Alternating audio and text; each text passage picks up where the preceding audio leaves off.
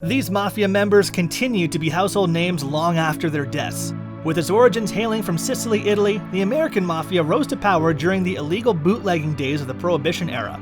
Its operations flourished mainly in Chicago and New York and began diversifying into illegal gambling, loan sharking, and drug trafficking, among many other criminal activities. Here are 10 of the most notorious dons. Number 8. Bugsy Siegel. Born in 1906 in Brooklyn, New York, Bugsy Siegel was known largely for being a mafia hitman and enforcer, although he ended up managing his own rackets. As a close associate of Meyer Lansky, Siegel got involved in bootlegging and gambling and eventually co-founded Murder, Inc., the enforcement arm of the mob. In 1936, Siegel moved to California and began developing rackets out there for the mob bosses on the East Coast. While there, he began courting the favor of Hollywood celebrities and gained some fame himself thanks to his good looks and charm. Eventually, he began developing casinos in Las Vegas, Nevada, and with the help of his girlfriend, Virginia Hill, pocketed some of the mob funds which were intended for construction costs. Enraged at Siegel's disloyal activities, Lansky and other East Coast bosses ordered a hit on the hitman. In 1947, Siegel met his end at the age of 41, when he was hit by a barrage of bullets at his girlfriend's home in Beverly Hills. Number 7. Lucky Luciano.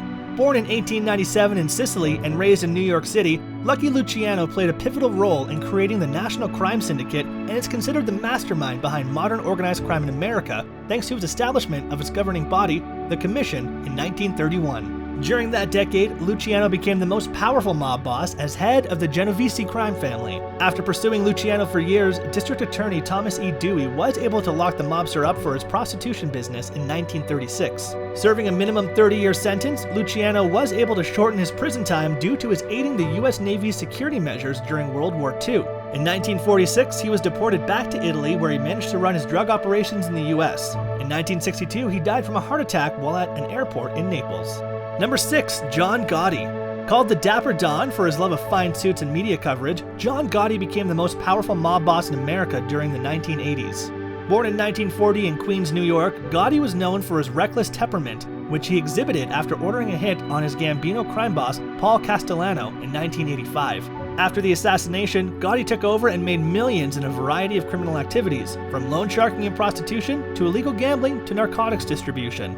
Although he was able to avoid prison multiple times throughout the 1980s, earning the nickname Teflon Don, the feds continued to pursue and build a case against him. With the help of Gotti's second-in-command, Salvatore Sammy the Bull Gravano, Gotti was finally put behind bars in 1992 for a number of crimes, including 5 counts of murder, one of them being Paul Castellano, tax evasion, and racketeering. In 2002, he died of throat cancer in a Missouri federal prison. Number 5. Veto Genovese. With an insatiable appetite for money and power, Veto Genovese is known for having both empowered the American mafia as well as compromising it by the end of his reign. Born in 1897 in a province in Naples, Genovese moved to Manhattan as a teen. He rose to power during Prohibition and had close ties with Luciano, helping him build the Commission. Attempting to avoid a murder charge, Genovese fled to Italy and ran heroin operations in the US from there. During World War II, he supported Benito Mussolini's fascist efforts, but was eventually caught and shipped back to the US to face his murder charge. After a key witness for the trial was murdered, Genovese was set free and proceeded to clean house, murdering a number of his enemies without discretion, and reinstituting his power among the crime families in New York City. Genovese's intimidation of his underling, Joe Velacci, prompted the latter to be the first American gangster to reveal many secrets about the organization and to become a government witness. In 1958, Genovese went to prison for possessing and distributing narcotics and died from a heart attack in a Missouri prison 11 years later. Number 4. Frank Costello. Born in Cosenza, Italy in 1891, Frank Costello grew up in East Harlem, eventually becoming the head gang member of the 104th Street Gang. In the 1920s, Costello aligned himself with Luciano, and together they got involved in gambling and bootlegging, building operations in New York as well as in the South. As Luciano's closest business partner, Costello began gaining widespread political influence on the local level and eventually became the main syndicate boss after Luciano went to prison for operating a prostitution ring. In the 1950s, Costello encountered his own troubles with the law, being thrown in and out of prison for contempt and later tax evasion by the US government. In 1957, he was shot in the head, an order directed by rival New York mob boss Genovese.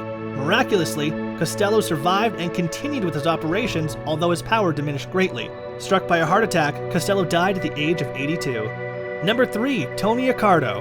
Born in 1906 in Chicago, Tony Acardo became a protege of Capone, who helped him rise through the ranks of the Chicago crime syndicate. In 1947, Acardo became the head of the Chicago outfit and would continue to live a life of crime for many more decades. Under his leadership, Acardo expanded the profitability of the mob, moving away from extortion and illegal labor enterprises to smuggling narcotics and utilizing slot machines and call girl services. Although Acardo was implicated in a number of murders throughout his criminal career, ranging from his alleged participation in the St. Valentine's Day Massacre in 1929 to his alleged retaliatory murder spree in response to a burglary at his home in 1978, he was never found guilty for these crimes. Instead, Acardo would be indicted for tax evasion in 1960, although the ruling would eventually be overturned. After retiring from mob life and being the last real boss of the Chicago outfit, Acardo refused to testify against the organization during Senate hearings, invoking the Fifth Amendment. He died from heart and lung ailments in 1992. Number 2. Al Capone. Between 1925 to 1931, Al Capone was the most powerful mob boss in Chicago. Born in Brooklyn, New York in 1899, Capone joined the James Street Boys gang during his youth, where he met his mentor, Johnny Torrio. He followed Torrio to Chicago and eventually helped him run his bootlegging business.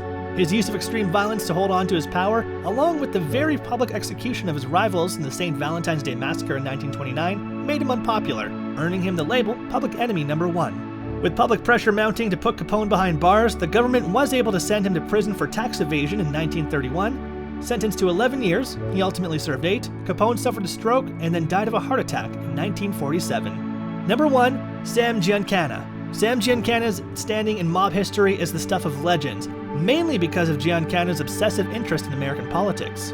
Born in 1908 in Chicago, Giancana led the outfit from 1957 to 1966 after boss Acardo announced his retirement. Giancana's ruthless personality made him famous in the underworld, and it was said he most likely committed a minimum of 3 murders by the age of 20 and had been arrested over 70 times. With his ties to Joseph P. Kennedy, who asked for his help to secure votes in Illinois for his son John F. Kennedy's presidential run in 1960, Giancana was said to have been livid when JFK gave his newly appointed Attorney General brother, Robert F. Kennedy, the green light to pursue organized crime. To this day, conspiracy theories persist that JFK's assassination was a hit job by the mob, and more specifically orchestrated by Giancana himself. After spending a year in prison in the mid-50s for refusing to testify against mob activities, Giancana left the country and lived in Mexico and parts of South America. In 1974, he returned to offer testimony to the government regarding his knowledge of the CIA's attempt to assassinate Fidel Castro.